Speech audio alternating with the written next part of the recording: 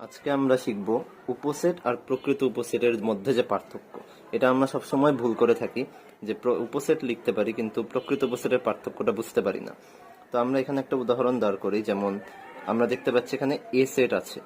এ সেটের উপাদানগুলো কি কি? দুইটি উপাদান, এ আর বি। তাহলে আমরা স্বভাবতই জানি যে উপসেটগুলো কি হবে, A B, A B R empty set অর্থাৎ ফাঁকা সেট। এখন প্রকৃত উপসেটটা কি? প্রকৃত উপসেট সেটাই হয় যে নিজে বাদ যায়।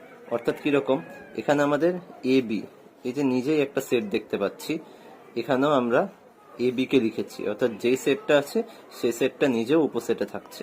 কিন্তু প্রকৃত উপসেটে দেখো আমাদের এ আর বি এই সেটটা নেই, অর্থাৎ এই সেটটা আমাদের মিসিং। এই জিনিসটাই হচ্ছে প্রকৃত উপসেট। অর্থাৎ সকল উপসেটকে আমি নেব শুধুমাত্র তার নিজেকে ছাড়া। যেমন আমরা আরেকটা উদাহরণ এখানে দাঁড় করাই, দেখো যে বি একটা সেট, এর উপাদান হচ্ছে তিনটি। কি কি উপাদান? এ, বি এবং সি। তাহলে এর উপসেটগুলো কি কি হবে? A B C, A B B C, A C A B C আর এমটি সেট। এখানে তিনটা উপাদান নিয়ে আমাদের সেটটা কি? ও নিজেই কি এবিসি।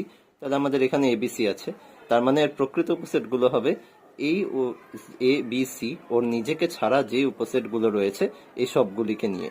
অর্থাৎ আমরা যদি এখন এখানে লিখি, কি লিখবো এখানে, যে এ আছে,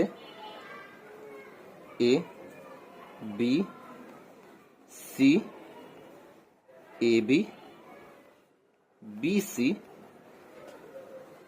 এসি এবং ফাঁকা সেট।